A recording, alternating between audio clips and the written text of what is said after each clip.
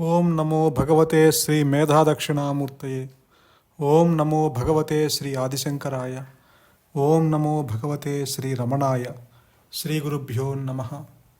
బ్రహ్మమే సత్యం, జగత్తు మిథ్య అని మనకి శంకరాచార్యుల వారు చెప్పేవారు.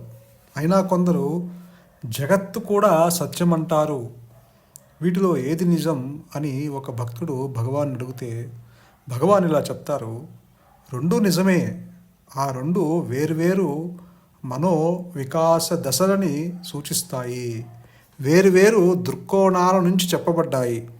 సత్యం ఎప్పుడు సంసితమయ్యే ఉంది అన్న నిర్వచనంతో సాధకుడు ప్రారంభిస్తాడు. ఆ తరువాత ఎప్పుడు పరివర్తనం చెందుతూ ఉంటుంది కాబట్టి ప్రపంచం అసత్యమని నిరాకరిస్తాడు. అంతిమ దశలో సాధకుడు ఆత్మజ్ఞానాన్ని పొంది అంతా ఏకమేనని గ్రహిస్తాడు. అంతకుముందు అసత్యమంటూ దేనిని నిరాకరించాడో అది కూడా ఆ ఏకంలో ఒక భాగమేనని తెలుసుకుంటాడు.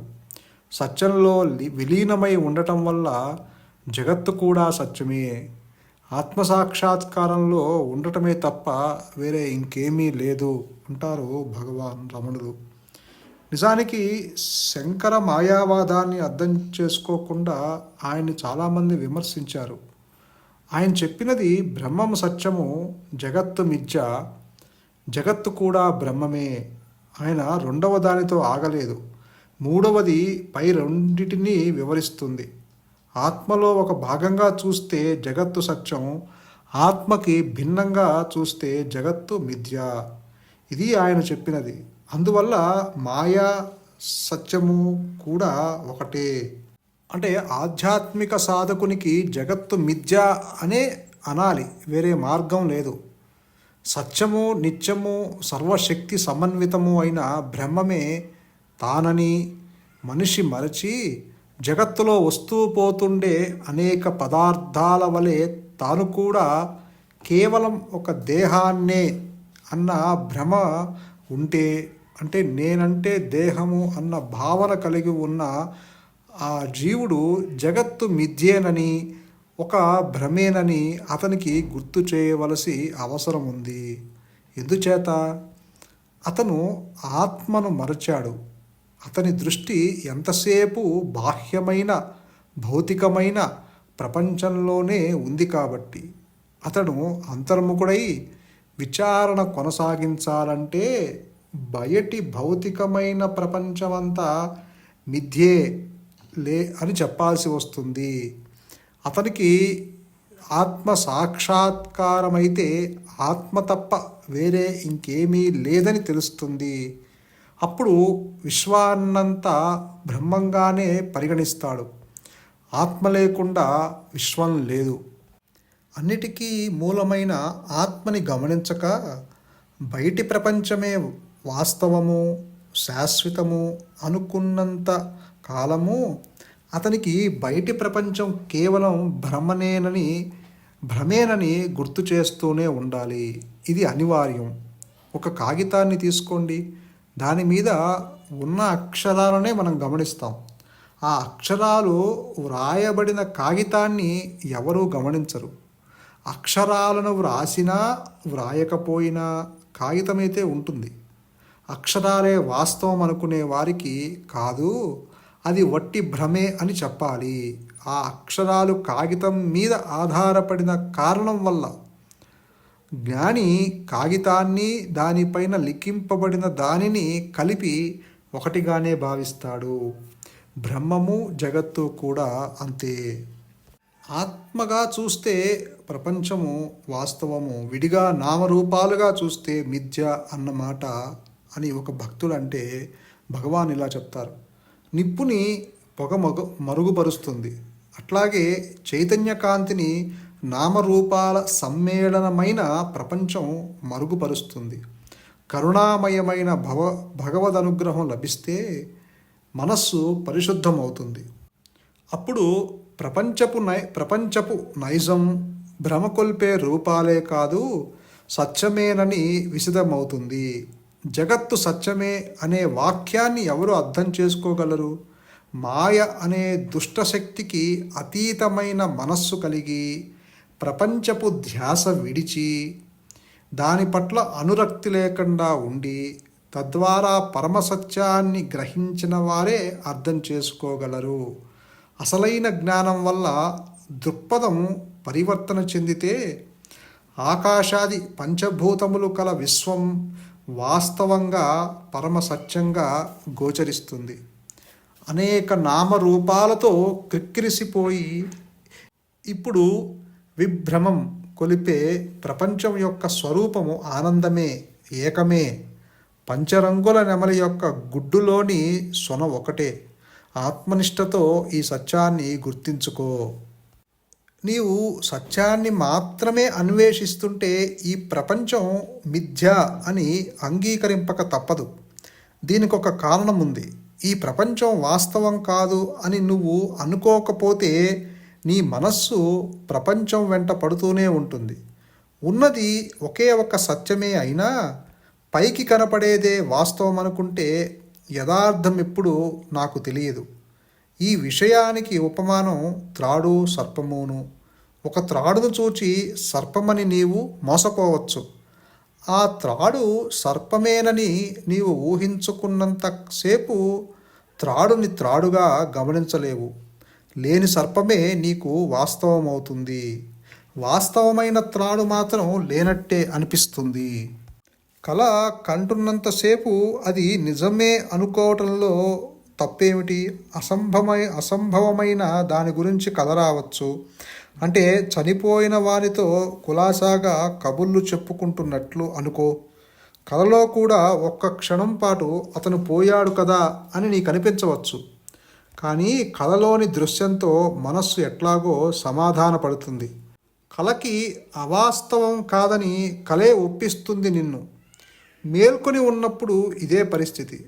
మేల్కొని ఉండగా నీకు కనపడే ప్రపంచం వాస్తవం కాదని నీవు ఎప్పుడూ సందేహించవు.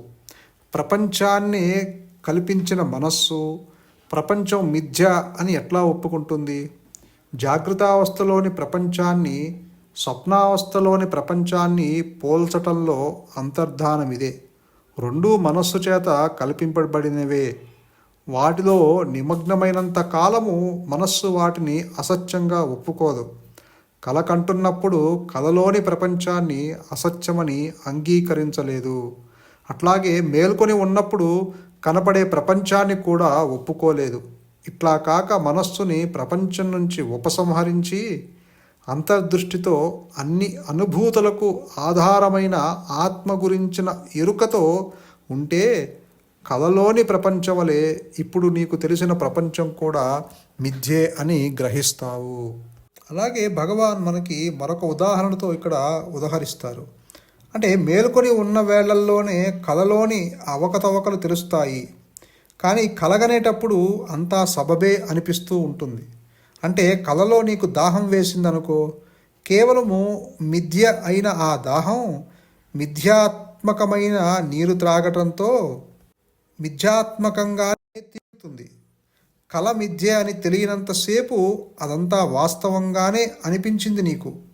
మేల్కొని ఉన్నప్పటి ప్రపంచము అంతే. ఇప్పుడు నీకు అనుభూతులన్నీ సమన్వయింపబడి అంతా వాస్తవమేనని అనిపిస్తుంది. ప్రపంచం అంతట తానే సత్యమే అయితే గాఢ నిద్రలో నీకెందుకు ప్రత్యక్షం కాదు. నిద్రలో నేను లేను అని నీవు అనలేవు కదా. నిద్రపోయినప్పుడు నీవున్నావని చెప్పటానికి సాక్ష్యంగా ఇతరులను పిలిచి రుజువు చేయమని అడగవలసి వచ్చిందా? ఇప్పుడు మాత్రం వారి సాక్ష్యం ఎందుకు కావాలనుకుంటున్నావు? నీవు మేల్కొని ఉన్నప్పుడే వాళ్ళు నీవు నిద్రపోయినప్పుడు ప్రపంచం ఉందని చెప్పగలరు. నీ ఉనికి విషయం వేరు. నిద్ర లేవగానే హాయిగా పడుకుంటున్నావు అంటే ఎంత గాఢ నిద్రలోనైనా నీ గురించి నీకు ఎరుక ఉండేదన్నమాట. కానీ ప్రపంచం ఉందో లేదో నని ఏమాత్రం ఎరుక లేదు. ఇప్పుడైనా నీవు మేల్కొని ఉన్నప్పుడు ప్రపంచం వచ్చి నేను నిజంగానే ఉన్నా అంటుందా, లేక నీవంటున్నావా? నేను అంటున్నాను నిజమే, కానీ నేను ప్రపంచం గురించే అంటున్నాను కదా అని మనకి సందేహం రావచ్చు. భగవాన్ అంటారు, నీ వాస్తవికత గురించి నీకు తెలియకపోయినా ప్రపంచం వాస్తవమని రుజువు చేయడానికి ప్రయత్నిస్తున్నావు. దీనిని చూచి ప్రపంచం నవ్వుతుంది. ప్రపంచం వాస్తవమేనని ఎట్లాగైనా అందామని ప్రయత్నిస్తున్నావు. వాస్తవికతకి ప్రమాణమేమిటి? తనంతట తానే సంస్థితమై, తనంతట తానే అభివ్యక్తమై, నిత్యమై, ఏ పరివర్తనము చెందనిదే వాస్తవం కాగలదు. ప్రపంచం తనంతట తానే సంస్థితమైందా? మనస్సు సహాయం లేకుండా ఎప్పుడైనా నీకు ప్రపంచం గోచరించిందా? నీవు ప్రపంచాన్ని చూసావా? మనస్సు సహాయం లేకుండా. నిద్రలో మనస్సు లేదు, ప్రపంచము లేదు. రెండూ ఒకేసారి ఈ విధంగా సంభవించటానికి అర్థమేమిటి? శాస్త్రీయ పరిశోధనకి అనుమానం యొక్క సూత్రాలే ప్రాతిపదిక అని నీకు తెలుసు కదా. ప్రపంచం వాస్తవమేనా అనే విషయాన్ని ఈ అనుమాన సూత్రాలను అనుసరించి తేల్చుకోవచ్చు కదా. నీ గురించి నేనున్నాను అనగలవు. అంటే నీ ఉనికి కేవలము ఉనికి మాత్రమే కాదు, దాని గురించి నీకు జ్ఞానం ఉందన్నమాట. నిజానికి ఆ ఉనికి చైతన్యము ఒక్కటే, అదే ఆత్మ. అందుకే భగవాన్ అంటారు, అసలు ఈ ప్రపంచము వాస్తవమా కాదా, లేకపోతే అది అసలు నిజంగా భ్రమేనా, అసలు అది కూడా కళ లాంటిది అని మనం ఎంత చెప్పినా ఆ మనస్సు ఒప్పుకోదు. కాబట్టి భగవాన్ ఏమంటారంటే, అసలు ఆ అనేది ఎవరో తెలుసుకో. అసలు ఆ ప్రపంచం గురించి తెలుసుకుంటుంది ఎవరు? నేను అంటావు. ఆ నేను ఎవరో తెలుసుకో, అన్ని సందేహాలు తీరతాయి. నేను అన్నదేమిటో తెలిస్తే ఇంకా తెలుసుకోవాల్సిందేమీ ఉండదు. నీకు గాఢ నిద్రలో ఆ మనస్సు లేదు, శరీరము యొక్క తాదాప్యత లేదు. అట్లాగే ఆత్మ అనుభవమైన దశలో అవి ఉండవు. మేల్కొని ఉన్న స్థితిలో ఏదో జరుగుతుందని తెలిసేది తెలుసుకునేవాడికే. కానీ ఆ తెలుసుకునేవాడే మిథ్య అవటం వల్ల ఏది సంభవించటం లేదు నిజానికి అంటారు భగవాన్. నిజానికి ఈ అహంకారము అనేదే లేదు. అహంకారము ఆది నుంచి తృణీకరించబడ్డది. ఈ మిథ్యా నేను అసలు పుట్టనే లేదు. అది ఉద్భవించిందేమో గమనించు అంటారు భగవాన్. ఇంకొక కోణం నుంచి చూస్తే అసత్యమంటూ ఏమీ లేదు. ఉండేదల్లా ఆత్మ ఒక్కటే. ఈ ప్రపంచాన్ని, మిగిలిన వాటిని నీవు గ్రహించటానికి మూల కారణం అహంకారం. దాని మూలమేదో కనుక్కోవటానికి ప్రయత్నిస్తే అది లేదని, నువ్వు చూసే ఈ సృష్టి కూడా లేదని నీకు అనుగ్రహంతో తెలుస్తుంది. సంతోషం. మౌనమే శరణ్యం. మౌనమే నీ సహజత్వం. ధన్యోస్మి.